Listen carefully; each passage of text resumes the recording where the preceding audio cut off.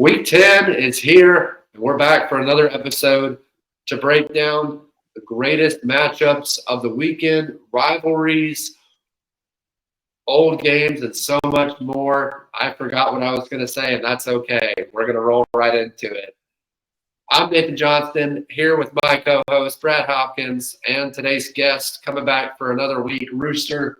Good to be back with us, and it's time to break the huddle. Brad, before I jump into it, let's go over our records as stand, as I've forgotten the last 3 weeks. My apologies. This past week, we all did extremely well. All went 5-1. Brad, you're currently sitting at 32-22. I'm at 30-24. I can't believe I'm above 500. And Rooster leads the pack at 34-20. Be sure to like, subscribe, and comment down below before I forget. It really helps our algorithm and helps us grow our channel. And we're excited to be back. So, Brad, let's not waste anyone's time. Let's jump right into this. We've got a really, really good matchup on Friday night in South Florida, where the UCF Bulls, the South Florida Bulls, hit the road to go down south just ever so slightly to FAU, play the Owls. Friday night kickoff, 7:30 p.m. USF favored by 3 in this one on ESPN2. Brad, these are 2 new teams to our program this year, and we're excited to talk about them. Who do you have coming out on top in Boca Raton? Yeah, so I will say I'm a little surprised that Tom Herman has had a little bit of a disappointment in his career so far at FAU. They're 2-5 this year, and I'll be honest, not a lot to say about them. They've played some teams close this season. I mean, close loss to North Texas. They were competitive with the UTSA for a while, but they've had some blowouts as well.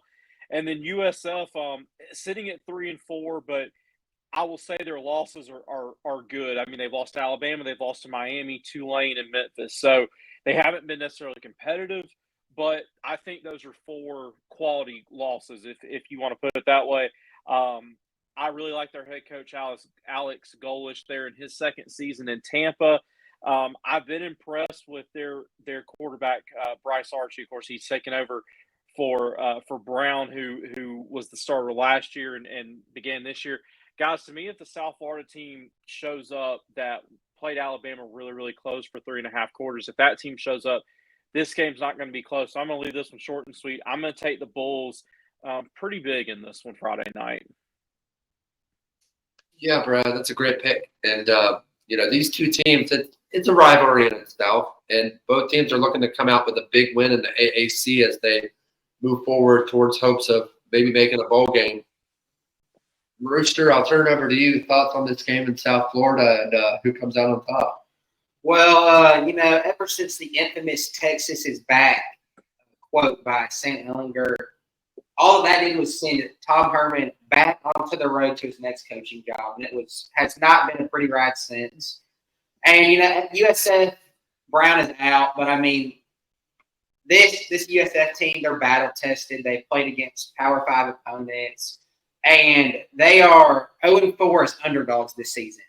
And their record's 3-4. Which you know what that means? It means that they're undefeated as the favorites this season. And they're -3 on the game this weekend. So, like Brian, keep this one short and sweet. As long as USF just shows up and they play consistent, just steady, don't turn the football over, they're going to get the job done in this one. Give me the favorite, USF. Yeah, guys, I'm intrigued by this matchup. And ironically, I wore my Miami hat today. Not for this game, but I guess it kind of works out that way, being down in South Florida, close to Miami. Shout out to a good friend of mine, friend of the program and viewer of the program, Randall. Know you're down there in Boca watching our show, and we're excited. He lives about 5 minutes away from FAU Stadium, so know he's going to be watching this one. Shout out to Randall. And, this is an intriguing matchup, like I mentioned. Both offenses have struggled, which is weird to say when you're talking about a head coach like Tom Herman, who has had success in the past prior to Texas, of course.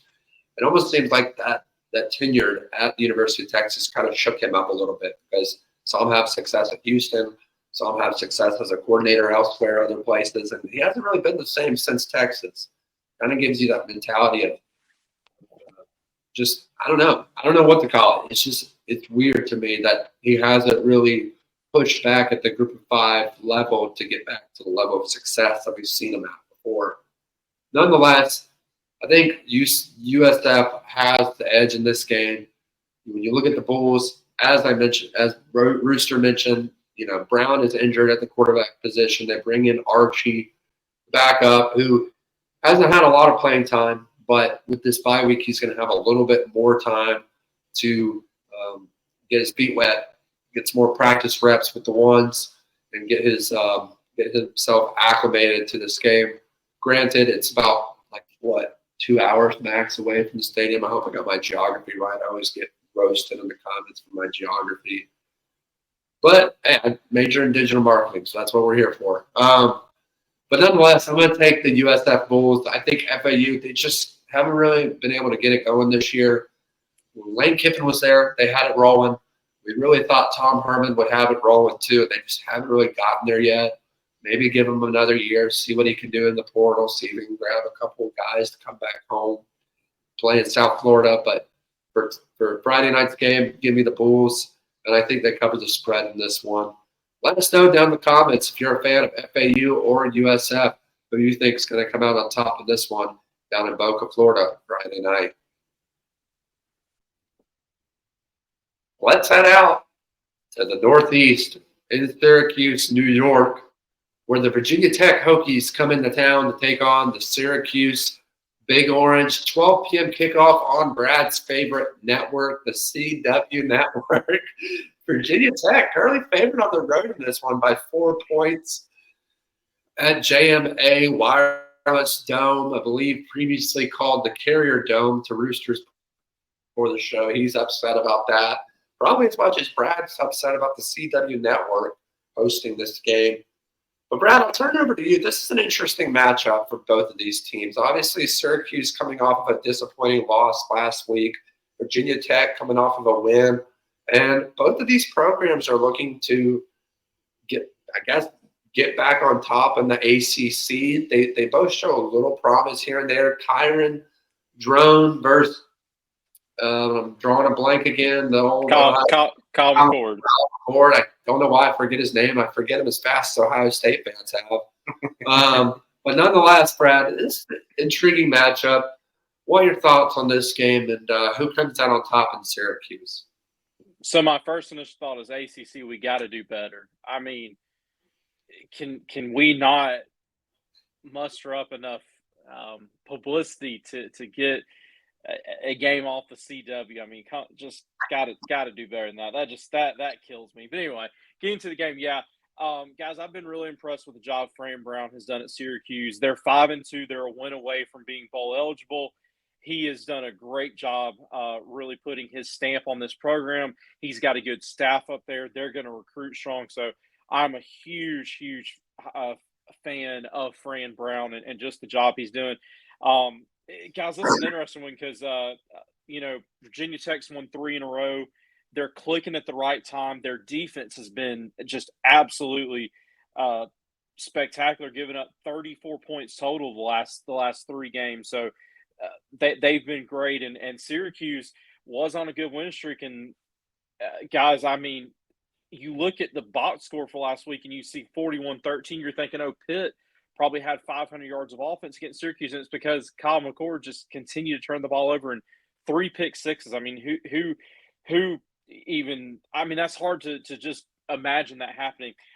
This is Nate, you mentioned this. This is an unbelievable quarterback matchup. I'm going to take the Hokies in this one. It just comes down to I don't trust Kyle McCord right now. He's got 11 picks in 7 games on the year. He has got to clean that up. And Virginia Tech with this unbelievable 1-2 punch of Kyron Drones, their quarterback, and then Tootin, their talented running back who probably goes over 1,000 yards this year. I think those guys really, really have a big day running the football, and I'm going to take the Hokies in this one. It's a great pick, Brad. I think this game could go either way. Before I get into my pick, though, Rooster, I'll turn it over to you. Thoughts on this game, and do you agree with Brad, or are you taking Syracuse, the underdog? Well, Syracuse, Nathan, you had high praise for them last week before that game started. I did. And then it just seemed like the track just completely broken to pieces. They were on the right train and just completely fell apart. Pitt just absolutely walloped them. Then on the other hand, you have a Virginia Tech team that is honestly they've been very disappointing this season for what people expected them to be. People on ESPN, some even had them being as the ACC champion, being in the college football playoff before the season started. But I mean, at the end of the day, Syracuse, they make all the bad turnovers. They don't protect the ball, as Brad mentioned with Kyle McCord. I'm going to take the team that has the better quarterback in this game with Drones. And Syracuse defense has shown that even though that 21 of these points that they gave up this past weekend were through pick sixes, Syracuse's defense has not been that great this season. They gave up 41 points to UNLV. And, I mean, Virginia Tech have a very strong run game, similar to UNLV's offense with their strong run game. So I'm going to take Virginia Tech in this one. At the end of the day, Drone's just a better all-around quarterback. He can throw, he can run, and before the season started, he was even considered a possible Heisman candidate. Guys, I'm disappointed. Syracuse broke my heart this past weekend, and I had to take a moment of silence. I thought I was going to have to write my resignation letter at Brent Huddle. I thought my broadcasting career was over before it started in that game. Yeah, guys, I don't know what to tell you. I mean, Brad knows as well as everyone else knows that watches the show, I was very high on Kyron Drones heading into the season. To Rooster's point, he was a Heisman, not favorite, but he had a shot to do really, really good things this year. And he started off really slow. But over the last couple of weeks, we've seen Virginia Tech really take off. We've seen Syracuse kind of backtrack. But Rooster, to your point, when we talk about teams like UNLV, talk about teams such as Pitt. I mean, those are two pretty good solid teams that Syracuse ran into. Two, what I would consider complete programs in their own right in terms of coaching, development, depth. Syracuse, they have really good players, but I mean, guys, they're what, Brad? You said they're what, 5-2, 5-3, 5-2. No one expected Syracuse to be this good at this time of the year, and yet here they stand.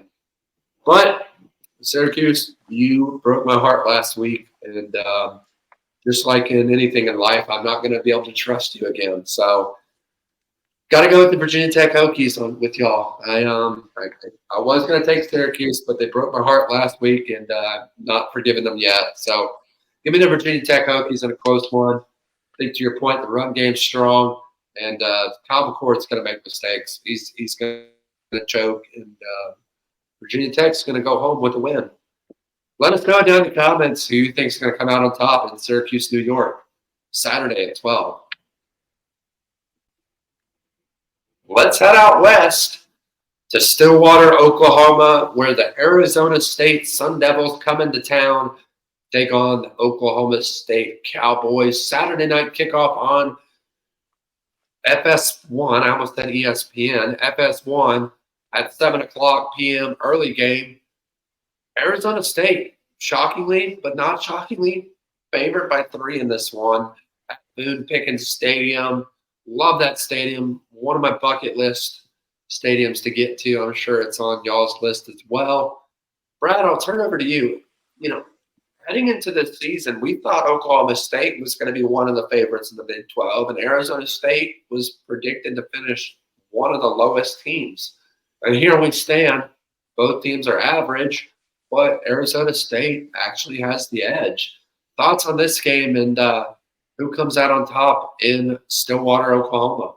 Nate, man, you said it. You said it perfectly. And previewing this game, you hit the nail on the head. Oklahoma State came in one of probably the 3 or 4 favorites in the Big 12. Arizona State was picked to finish, the bottom 3 or 4, and Kenny Dillingham has done an unbelievable job at his alma mater. And I think I won't say there's the hot seat for Mike Gundy, but I think there's a lot of people that are wondering, why his Cowboys are 3-5.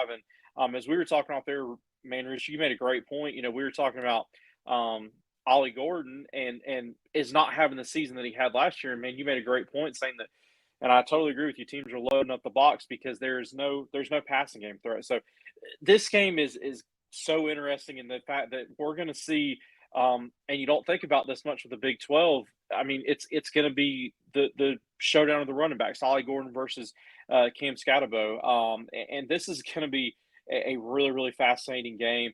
I'm going to go with a little bit of an upset here just because it's Saturday night in Stillwater. Mike Gundy and Oklahoma State desperately need a win, and I don't quite trust Arizona State yet on the road. I'm going to take the Cowboys here in an upset, guys. Wow, Brad, going with the upset at home. Shockingly, maybe not shockingly, as I mentioned, because I was surprised to see Arizona State favored in this one. I really was. I knew it would be a close spread. I didn't think Arizona State would be favored on the road, especially being a night game in Stillwater, to your point, Brad. Rooster, I'll turn it over to you. Are you going with the upset too? Or are you taking the favorite in this one in Stillwater? Well, I'm trying to be different, but we just keep on agreeing about all these things. I mean, Arizona State, while they've been able to win games, I mean, nothing has really impressed me about the teams they've beaten. And Oklahoma State, it's hard to ignore the fact that they have arguably a top 3 running back in college football. That's not something you can just throw out the window. And it seemed like Oklahoma State last week, or when they played BYU, it seemed like when they had Rangel at quarterback, they were able to move the ball. They were able to run the RPO. Their quarterback was able to move and get out of the pocket. And then as soon as he injured his shoulder and pulled out of the game, it seemed like the offense took kind of a little bit of a setback. But Arizona State, really, they really only truly have a strong run game. And if Oklahoma State's able to cut down on the run game, able to stop Scatterbo back there, I have strong faith that Oklahoma State's going to be able to pull it out. And in a game that's, I would say, is virtually pretty even, you're always going to side with the team with the home team. In college football, the home field advantage matters so much more than in any other level of football you will get anywhere for any level. So I'm going to go with Oklahoma State in this one. The home factor, having the best player on the field, is something that you can just not overlook in this game. Well, for the record, you guys, I just want to make sure we get this correct. It's Scatterbo. I've been told by our sources. It's Scatterbo, not Scatterbo. Scatterbo, one of my favorite players in all of college football. I should probably get a jersey. It would really help his NIL deal out. He's just a solid back. And then you look at the other side with Ollie Gordon. This is going to be a game in the trenches. Who can win up front? Because statistically speaking, neither of these teams has a passing game. And I don't know, to your point, Rooster, I don't know if Jeff Sims is still playing for Arizona State. Brad, I don't know if you know either. If one of y'all can give me some signal. If not, that's okay because it won't matter. But to my knowledge, Jeff Sims will be starting this game for Arizona State. Former quarterback at Nebraska, former quarterback at Georgia Tech. He's had a long list of playing time. There's a reason he's been at 3 schools. Well, heck, to each their own. But, Joe Burrow switched schools, did just fine. But nonetheless, this guy's not Joe Burrow. This is a tough one for me. Home field advantage. I kind of want to be the scapegoat / Kirk Herbstreit of the crew here and take Arizona State, but I got to go with my gut. My gut says Oklahoma State as well. I think Boone Pickens Stadium is going to be rocking Saturday night. They're going to have the sticks hitting against the wall. It's still a great tradition in college football. Pistol Pete will be shooting his handguns left and right. One of my favorite segments of College Game Day as well, seeing Lee Corso shoot the pistols in the air and everyone on game day jumping back. Just a great atmosphere. I really hope to see Oklahoma State get back in the swing of things in the Big 12 because Mike Gundy has a really, really good shot over the next couple of years to win big games and big moments and get his team to the playoff. And to y'all's point, I don't think he's going anywhere. I don't think even if he wins 3 or 4 games this year, I really don't think we see him get fired. He's a lifelong at Oklahoma State, and I think he'll retire before he gets fired there. So give me the Oklahoma State Cowboys. I know I kind of circled around a lot there. But I think it's going to be a close game, and I think it's going to be a field goal or less game. I think this is going to come down to a final drive / overtime game, low scoring. Probably, if I had to guess, probably 31-28, 31-30, something like that. I think it's going to be low scoring, but give me the Oklahoma State Cowboys and Stillwater come Saturday night.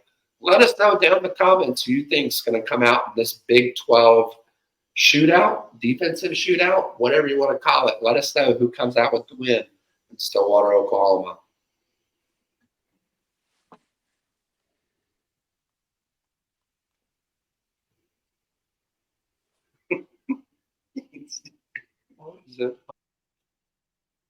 Let's head down south to the great city of Mobile, Alabama, where the Georgia Southern Eagles come into town to take on the South Alabama Jaguars. 7:30 kickoff on ESPNU.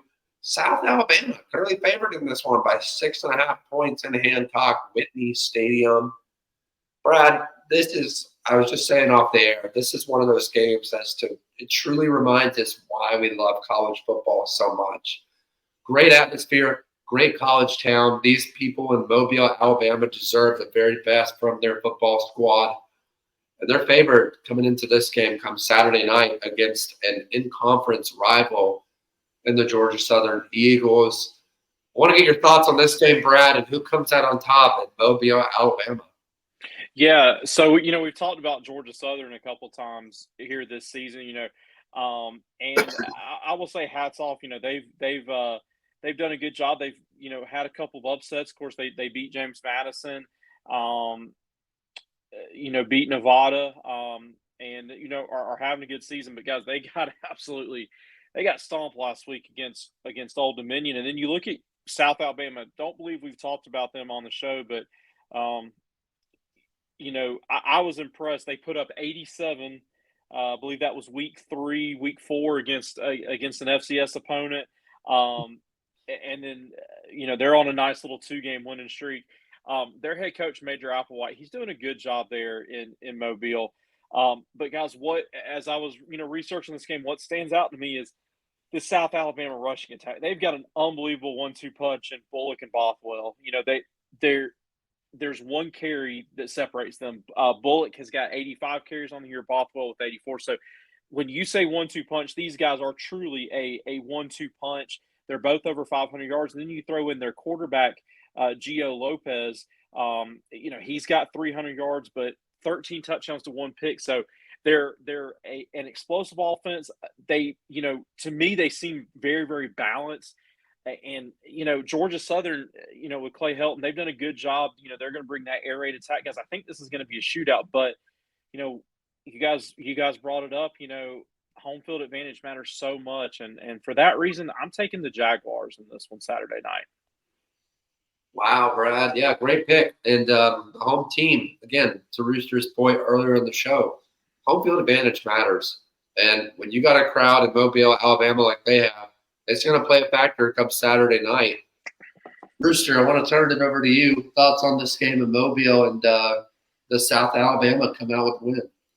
Well, to Brad's point, with all the rushing attack South Alabama has, Georgia Southern's run defense is just quite simply just not good. I know Ashton Genty is an absolute stud back there at running back, but still giving up 300 yards and 6 touchdowns to one person is just not great. And then turning on the Old Dominion versus Georgia Southern game last week, it seems like every time you look up, if you look down, check your phone, and you look back up, it seemed like Old Dominion was breaking out another 50-yard run for a touchdown virtually every snap. But also, it seems like every single time I pick against Georgia Southern, they end up winning. So I'm just going to hope for the improbable and hope that the Georgia Southern Eagles can pull it out, because I already know this is a game where if I take South Alabama's at home. So this is just one where I just can't win. So I'm just going to take the Georgia Southern Eagles. Well, you could be the Kirk Herbstreit for this game. No, this is an interesting matchup to me. Two teams in the Sun Belt Conference who are relatively good year in and year out. I mean, these two teams have been battling back and forth over the last several years, not necessarily to win a championship, but they've been consistent, right? I mean, you look at the two coaches, you look at, like, to your point, Brad Major Applewhite. I remember back when he was playing for Texas and coaching, and I think he coached with Tom Herman at Houston, if I'm not mistaken. Y'all are both giving me the thumbs up, so I guess I'm pretty smarter than I thought I was. But, um, and then you look at the other side, and drawing a blank on the coach's name for USC, but I want to say Tom Herman, but it's not Tom Herman. Clay Helton, very similar name. It's just intriguing to me. Two prominent coaches who have a shot to have one day, or I guess hope to one day, get back into the spotlight in the big time of coaching. And this game's going to be close. This game's going to be really close. Both teams have struggled. Both teams have had their ups, their downs in the season. But to Rooster's point, I mean, that Georgia Southern defense has been non-existent. Even though they gave up 6 touchdowns to a Heisman favorite, you can't do that. I mean, we watched UNLV play them better. I'm going to take the South Alabama Jaguars as well. I think they cover the spread, and I think they cover it big. I think South Alabama wins this by 14 or 21 points. I think the over-under is 59.5, and South Alabama probably scores more than half of those. So give me South Alabama to cover the spread and win pretty big in this one. Let us know down in the comments who you think is going to come out on top in this Sun Belt matchup down in Mobile, Alabama. Our next game takes us out to Reno, Nevada. That's right, I pronounced it right this time, viewers. Nevada, where the Colorado State Rams hit the road to take on the Nevada Wolfpack. 8 p.m. kickoff on CBS-SN. Colorado State currently favored by this one by 1.5. Close spread coming into McKay Stadium in Reno, Nevada. Brad, I'll turn it over to you. Don't forget to say Nevada because they will rip you to shreds in the comments. But we appreciate the feedback also. So, Brad, I'll turn it over to you. Thoughts on this game and who comes on the top in this, I believe, Mountain West matchup? Yeah, I've been really impressed with the job that Jeff Choate has done at Nevada. He's 3-6 this year, but definitely you can see he's trying to put his imprint there on the program, trying to build that culture, and he's done a good job. But guys, I'm going to keep this one pretty short. I'm very, very impressed with Colorado State. They're very balanced on offense. They've won 3 in a row, 4 out of 5. Their defense has played just exceptionally well, and they've got a great 1-2 punch in the running game with Morrow and Marshall. They've got a stud at receiver in Torrey Horton, who transferred from the Nevada, who he's going up against. So I think the Rams, that balance on offense, that attacking defense. I'll be honest, the spread surprised me a little bit. I'm going to take the Rams in this one. I'm going to take the Rams by double digits. Wow, quick pick, Brad. Quick pick. Rooster, I'll turn it over to you. Thoughts on this Mountain West matchup, and can Nevada get the win? Well, Colorado State, they have Torrey Horton, they have Fowler Nicolosi. And, at the beginning of the season, they mentioned how they were both offered $600,000 each to win, but to transfer schools. I would recommend them now that they should have took that offer because they have been the quarterback, Fowler Nicolosi, has been very, very disappointing this season. And he has lost himself his $600,000. Sure. But on the other hand, Nevada has not been anything impressive at all either. I mean, it's just nothing. They lost to Georgia Southern. That's just not saying much. So at the end of the day, Colorado State has better players. That's all there is to it. And I know we mentioned about how home field advantage is really important. It does not mean anything in this game. I'm taking Colorado State Rams pretty heftily in this game because They've got the better players. Orton, dog. Running backs, dogs. Quarterback, about to turn the season around and be a dog. So I'm taking the Well, guys, before I make my pick of this game, I just want to take a moment of silence for Nevada for a second. Thank you. They've lost to Fresno State, Hawaii. They've got Boise State next week. It's not going to be looking good for these boys. They've had a long fought season, played their hearts out. But you know what? Sometimes heart doesn't win games. Talent does. And I'm thinking, I was trying to keep a straight face. I think in this one, guys, in all seriousness, it's not going to be close. Like, don't know what Vegas sees in this one. Maybe they like the home team in Reno, Nevada. And we love our Nevada fans. We really do. I'm going to put my hat back on because my hair looks horrendous without my hair product. It's running late now. But that's neither here nor there. Moment of silence for Nevada. They're going to get absolutely obliterated in every game moving forward. They've lost the last 3 out of 5. You know, statistically speaking, Nevada's quarterback and Brendan Lewis is playing a lot better than Nicholas side for Colorado State. 68% versus 61%. 10 touchdowns, 5 interceptions versus 7 touchdowns, 5 interceptions. Brad, you mentioned the run game, just absolutely explosive for Colorado State. That's been the difference. They're averaging 182 yards a game in running. And when you do that, when you're able to run the ball like that, you're able to control the field position, and you're able to control the clock. Your time management is way up. So give me the Colorado State Rams. Loved the Nevada fans, but yeah, just a sad day for the Nevada fans. We're definitely going to have to take a moment of silence for them next week when they play Boise State, because we'll probably be covering that game. So we love both fan bases. Let us know down in the comments who you think is going to come out on top in Reno, Nevada, and let us know if you're taking a moment of silence as well. And that brings us to our game of the week. We're heading out to Dallas, Texas in Gerald J. Ford Stadium, where the number 18 undefeated Pitt Panthers come into town to take on the number 20 SMU Mustangs on ACC Network. And SMU favored in this one by a whopping 7.5 points at home Saturday night. And shame on these TV networks, by the way. I know ACC Network is probably available for all of us TV viewers, but how is this not an ESPN or ABC matchup? I will never understand that, but that's neither here nor there. Brad, I'll turn it over to you. Pitt is riding hot. SMU heating up as well in their own right. And this has big implications for the ACC later on down the road in just about a month and a half. Thoughts on this game and who comes out on top in Dallas, Texas?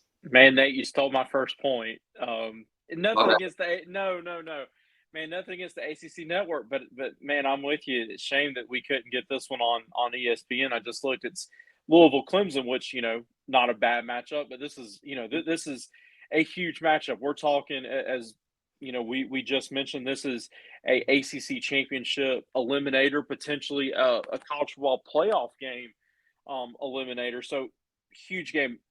Want to talk about these two programs real quick. Hats off to Pat Narduzzi. They went 3-9. I believe it was 3-9 last year. He recognized that changes need to be made. I mentioned this guy, Cade Bell, comes from Western Carolina, has done an unbelievable job with that offense. And then Rhett Lashley, I'm not going to continue to say this, but one of my favorite head coaches in America. I will continue to say, and one of our episodes that we'll do in the off season here on Break the Huddle is talking about, new head coaches in new places. Guys, I think Rhett Lashley could be one of those candidates to move up to a bigger program. I think he's very happy at SMU, but if a big SEC job comes calling, I think his name could be floated. But these two teams have just done an unbelievable job getting back to SMU. I thought guys, they struggled week 1 against Nevada. BYU, of course, upset them, and I thought, okay, SMU is struggling here, and guys, they've rolled. I will say I think they were lucky to escape Durham last week with a win over Duke in overtime. That was a great game, but this is going to be such a fun game. For Pitt, the big storyline is Eli Holstein and his health. Of course, he's they're wait and see. It truly seems like it is going to be a game time decision how he looks in warm ups, and then SMU has really found something in Kevin Jennings. I've been impressed with him. That SMU offense, man, they're rolling. They're at home. I'm taking the Mustangs in this one. I think Pitt has got a really, really good team, but just because of Holstein's injury situation, even if he plays, I don't think he's going to be 100%. And his legs are so valuable to him. And for that reason, I'm going with the Mustangs. I think this is going to be a shootout. I think both teams score in the mid to high 30s, but SMU just finds a way to win it. So pony up. Wow, Brad. Wow, going with the home favorite in this matchup of the week. Rooster, I'll turn it over to you because I'm starting to lose my voice again. Thoughts on this game and who comes out on top in this primetime huge ACC matchup? Well, something that's going under the radar this week is that this arguably is the most important game of the entire ACC season. Because if either of these two teams wins out, Clemson is out of the ACC championship. Because Clemson doesn't get to play Miami, and they don't get to play SMU. And it comes down to SMU will end up having a stronger strength of schedule in the ACC. And if Pitt beats Clemson, Clemson's out that way either. Yeah. So, I mean, we could be potentially looking at a scenario where SMU wins the ACC, and then Miami has one loss, and Clemson has one loss, and don't crucify me, but the ACC could get 3 teams into the playoff. Wow. I know that it's something that not many people are talking about, but Clemson, if Clemson doesn't make the ACC championship, but it still has only one loss, that committee has a very, very tough decision. But we're not here to talk about Clemson. We're here to talk about Pitt Panthers and the SMU Mustangs. Sure. And the Pitt defense really impressed me last week because while Nate mentioned in that video beforehand, neither the Syracuse defense nor the Pitt defense had been really showing up much this season. But then out of nowhere, we get 5 interceptions. We get 3 pick sixes, 4 interceptions in the first half, and 3 interceptions in the first quarter. That's just unheard of. And then you have SMU on the other hand, that is just, I mean, they were firing on all cylinders until they got up to Durham, North Carolina. And it came down to a missed field goal. But at that one point, what that game shows me, Nate? What does it show? It shows me they were looking ahead. It shows me they've been preparing for the Pitt Panthers for 2 weeks. Ooh. And with that being said, I'm taking the SMU Mustangs in this one. Many people are doubting them, saying they've already lost to BYU. But that doesn't mean anything if they come out on top and end up winning the ACC championship. Yeah, you guys summed it up really well. This is a huge game for both teams. Shame on whoever's in charge of scheduling these games. Glad it's an 8 p.m. kickoff. Don't know why this isn't involving Kirk Herbstreit calling the game because we know that whatever game he's calling, he's going to be watching this game. Starting to lose my voice again. My nose is stuffy. I apologize. But no, I'll keep this short and sweet. Pitt had the game of a lifetime last week. Every now and then you're going to see a team just come out and obliterate their opponent in a way that we never see. And we saw that in the Alabama versus Georgia game in the first half. I mean, no one expected that. And to the point of last week, I chose Syracuse. They broke my heart. I wanted to go Pitt this week. It's like you see something shinier, something prettier. It's got a nicer engine in the car, whatever you want to look at, however you want to look at it. maybe it's a little bit more expensive on the menu, but you get an extra side of fries, right? But in this case, I got to go with my gut, and I got to go with the SMU Mustangs as well. I think they win big and win big at home. I think they cover the spread. And to your point, Rooster, I think SMU was preparing for this game, and Pitt is coming off of a really, really big game. It's hard to carry over to the next week, especially on the road after such a big win like that, right? We talk about momentum. We talk about being able to sustain success. That's a tongue twister. Wow. But I think in the end, I think SMU comes out on top, and I think they do cover the spread. Brad, to your point, that injury with Eli Holstein, that plays a big factor into it as well. He's been outstanding for Pitt, and if he's able to go, they've got a shot. I don't want to count them completely out. If he's in, they've got a shot. But if he's not 100%, it's going to play a huge role heading into Saturday night. But for the time being, I'm going to take the SMU Mustangs to cover the spread. Let us know down in the comments who you think is going to come out on top in Dallas, Texas. That's a wrap for today. When we come back next week, we'll give you a breakdown of our previews and predictions for Week 11. Be sure to subscribe. Be sure to like this video. Be sure to comment down below and share with your college football friends. We'll see you next week. It's time to break the huddle.